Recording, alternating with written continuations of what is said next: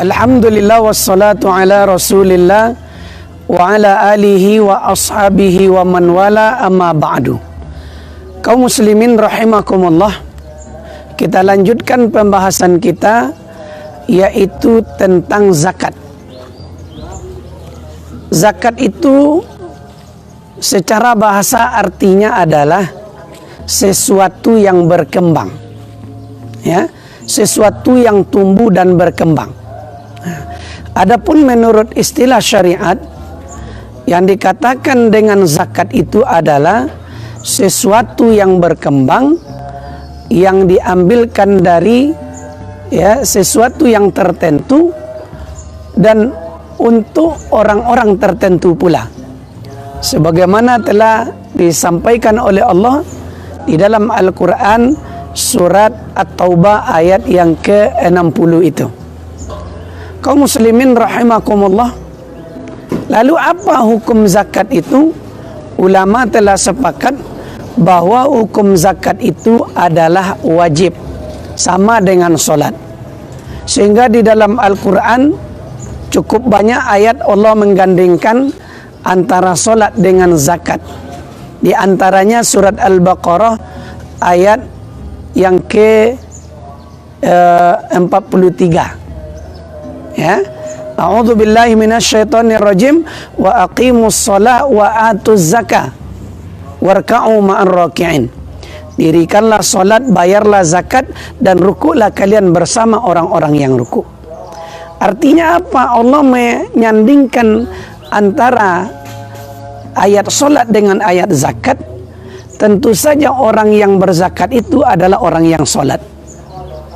Maka kita sering diberikan pertanyaan oleh kaum muslimin, bagaimana orang yang mengeluarkan zakat itu tapi dia tidak solat? Ya, bagaimana hukumnya? Kalau zakat ini sesuai syarat dan rukunnya, insya Allah akan diterima. Lalu kalau dia tidak solat, berarti dia termasuk orang yang fasik, maka dia diancam berdosa besar. Kalau dia tidak bertobat sebelum meninggalnya, maka dia akan dimasukkan ke dalam api neraka. Lalu apa syarat zakat itu? Yang pertama adalah cukup nisabnya. Yang kedua, cukup haulnya. Ketika kita mengeluarkan zakat mal, zakat harta, maka kita harus memenuhi syarat ini terlebih dahulu. Cukup nisab, cukup haul. Berapa nisabnya? Biasanya Nabi SAW memberikan nisab itu, yaitu ukurannya adalah emas dan perak. Ya, berapa itu nisab emas itu? Sekitar 85 gram emas. Ya, di 85 gram emas. Kalau kita mempunyai uang, atau emas selama setahun sebanyak 85 gram emas, maka wajiblah dikeluarkan zakatnya 2,5%. Kalau kita lihat ukuran harga emas sekarang itu sudah di atas 2 juta. 2.292.000. Taruhlah kita ambil 2 juta saja. Yang satu emas itu lebih kurang 2,5 gram. Lalu dikalikan 85, maka lebih kurang dapatnya sekitar 34 emas. Berarti 34 emas dikali 2, berarti lebih kurang sekitar 68 juta. Kalau kita mempunyai uang senilai 68 juta dalam setahun, maka wajiblah zakatnya 2,5%. Kalau kita tidak mau mengeluarkannya, maka kita akan diancam oleh Allah Subhanahu wa taala. Wallazina zahaba wal fiddah, orang-orang yang menyimpan emas dan perak, wala yunfikunahu fi sabilillah, lalu dia tidak mau mengeluarkan zakatnya fabashhirum bi'azabin alim, maka beri kabar gembiralah, mereka akan mendapatkan azab yang pedih. Ya, yauma yuhma alaihim fi nari jahannam, pada hari dipanaskan ya emas dan perak itu di dalam api neraka jahanam. Fatu'uha jibahuhum, lalu disetrikakan ke keningnya, ya, lalu ke lambungnya, wazuhurum, lalu ke punggungnya. Haza ma kanaztum li anfusikum, inilah harta emas dan perak yang kalian simpan-simpan. Fazuku bima kuntum taknizun, maka sekarang rasakanlah akibat dari apa yang kalian simpan-simpan. Jadi kalau kita tidak mau mengeluarkan zakat padahal sudah cukup nisabnya, sudah cukup haulnya, maka kita akan diancam oleh Allah Subhanahu wa taala. Apa ancaman Allah? Akan diazab oleh Allah dengan azab yang pedih. Apa bentuknya? Yakni emas dan perak yang kita kumpul-kumpulkan itu nanti akan ya dijadikan oleh Allah sebagai setrikaan. Ya, yang disetrikakan ke kening manusia, lalu ke lambungnya, juga ke punggungnya bagi orang-orang atau manusia yang tidak mau mengeluarkan zakatnya padahal sudah cukup nisabnya, sudah cukup haulnya. Lalu kemudian kaum muslimin yang dirahmati Allah, ada juga beberapa jamaah yang bertanya, ya, pertanyaannya seperti ini: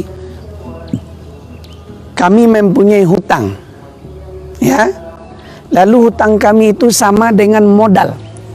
Apakah kami juga ya wajib mengeluarkan zakat dari hutang itu? Kaum muslimin rahimakumullah, perlu kita ketahui bersama bahwa orang yang berhutang itu ada dua bentuknya. Yang pertama adalah orang yang berhutang yang ia sanggup untuk melunasinya dan mudah untuk melunasinya.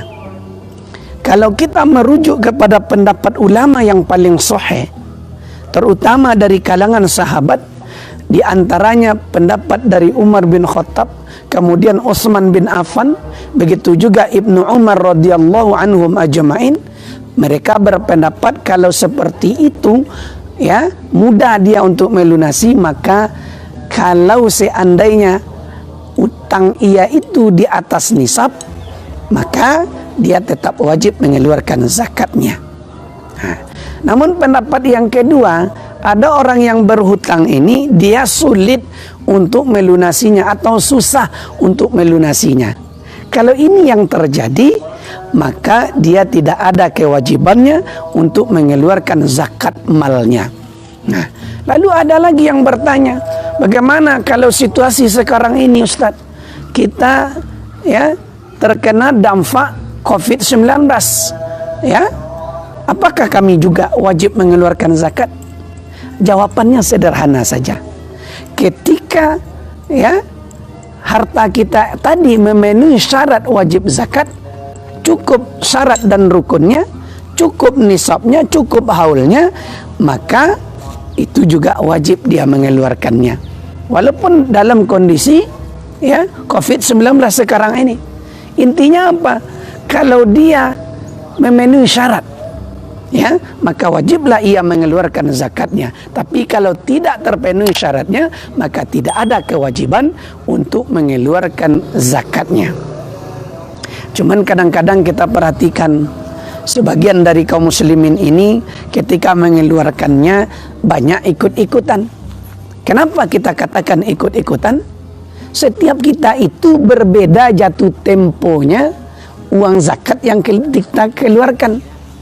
Tapi karena melihat orang banyak, ya, orang mengeluarkan zakat setiap bulan Ramadan, maka ada juga orang lain ikut-ikutan. Ya, oh saya nanti pas bulan Ramadan sajalah mengeluarkan zakat mal saya, padahal jatuh temponya di bulan Muharram. Padahal jatuh temponya bisa jadi di bulan Rajab. Jadi setiap kita ini tidak sama. Ya, jangan karena melihat orang mengeluarkan di bulan Ramadan, lalu kita juga ikut-ikutan begitu. Nah, maka oleh karena itu kaum muslimin yang dirahmati Allah, tata cara ini juga harus kita perhatikan. Atau kalau memang kita tahun dulu memang di bulan Ramadan mengeluarkannya, ya, nah maka memang kewajibannya di bulan Ramadan tahun ini, ya, sesuaikanlah dengan tanggal jatuh temponya. Begitu yang diajarkan oleh Nabi SAW kepada kita. Intinya sekali lagi kaum muslimin yang dirahmati Allah, kalau cukup nisabnya, cukup haulnya, maka wajiblah dikeluarkan zakat tadi. Lalu bagaimana dengan zakat fitrah? Kalau zakat fitrah ini babnya khusus lagi, ya. Kenapa orang mengeluarkan zakat fitrah? Karena dia telah selesai melaksanakan ibadah puasa. Ya, jadi kaitan zakat fitrah dengan ibadah puasa. Ya, makanya salah satu hikmahnya kita mengeluarkan zakat fitrah itu adalah untuk mensucikan, ya, atau membersihkan pahala puasa kita. Mungkin ada di antara kita selama puasa Ramadan berkata-kata kotor, melakukan perbuatan yang lagho, ya, melakukan perbuatan yang jahil sehingga rusak puasanya. Mudah-mudahan dengan membayar zakat fitrah ini bisa disucikan nanti, ya nak, sehingga bersihlah, mendapatkan pahala dia setelah selesai dari bulan Ramadan ini. Lalu kemudian apa hukumnya zakat fitrah? Ya, zakat fitrah hukumnya ini kalau bagi orang yang mempunyai kemampuan maka wajib. Ya, bagaimana ukuran mampu itu? Kalau menurut pendapat mayoritas ulama, yang dikatakan mampu itu adalah ada makanannya untuk, ya, hari raya itu, ya, pokoknya untuk sehari semalam. Itu sudah dikatakan dia mampu. Ada makanannya untuk itu. Tapi kalau tidak, maka dia dikatakan kategori orang yang fakir dan miskin. Ya. Nah, lalu kepada siapa diberikan, ya, zakat fitrah kita ini? Kalau menurut pendapat ulama yang paling sahih, yakni kepada fakir dan miskin. Berbeda dengan zakat mal.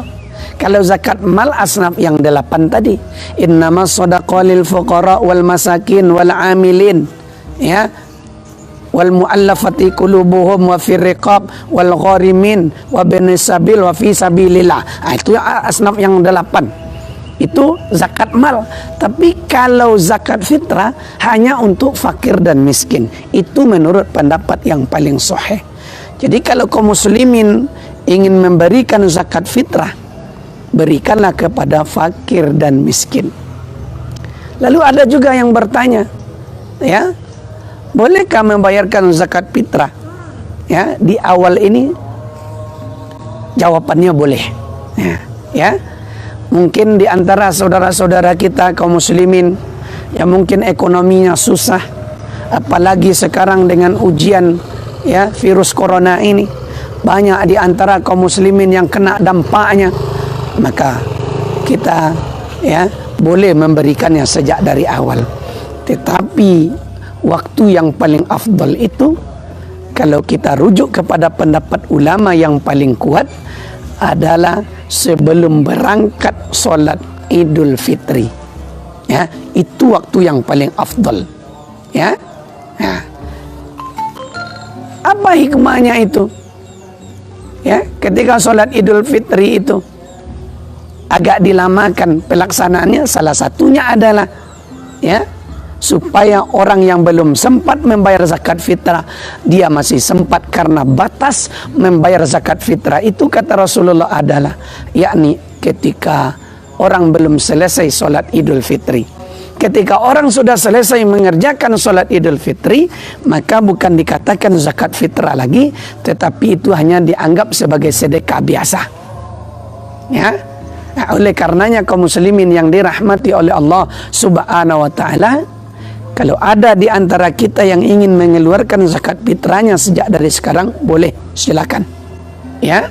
Tetapi kalau dia ingin mengambil pendapat yang paling utama, boleh dia pas malam lebaran itu atau besoknya sebelum dia berangkat untuk mengerjakan solat Idul Fitri. Lalu kemudian ini yang sangat sering terjadi di masyarakat kita, bahkan tiap tahun Sebetulnya ini tidak perlu dibesar-besarkan. Ya, kenapa? Karena perbedaan di kalangan ulama ini sudah sejak dari dulu. Tetapi tiap tahun persoalan ini selalu diangkat, selalu dipersoalkan. Apa itu? Mengeluarkan zakat fitrah itu wajib dengan makanan pokok. Kalau tidak dengan makanan pokok tidak sah. Siapa yang katakan tidak sah? Ya. Sementara ulama-ulama terdahulu mengatakan boleh. Ya, jangan kita mengambil pendapat kita lalu pendapat orang lain kita salahkan. Ya. Kalau yang berpendapat makanan pokok itu Imam Asy-Syafi'i, silakan kalau kita mengambil pendapat beliau. Tetapi Abu Hanifah, beliau juga berpendapat boleh diganti dengan uang. Ya, dasarnya apa?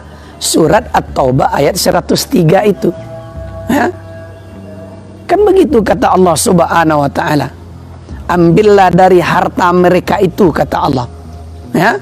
Khuz amwalihim shadaqatan. Ambillah dari harta mereka itu. Bukankah uang ini juga termasuk harta? Ya. Begitu para ulama mengambil dasar hukumnya. Jadi kalau ulama terdahulu ada yang berpendapat boleh, ya silakan. Sebetulnya kita tidak boleh lagi untuk mempersoalkan. Ya, contohlah para ulama-ulama kita terdahulu.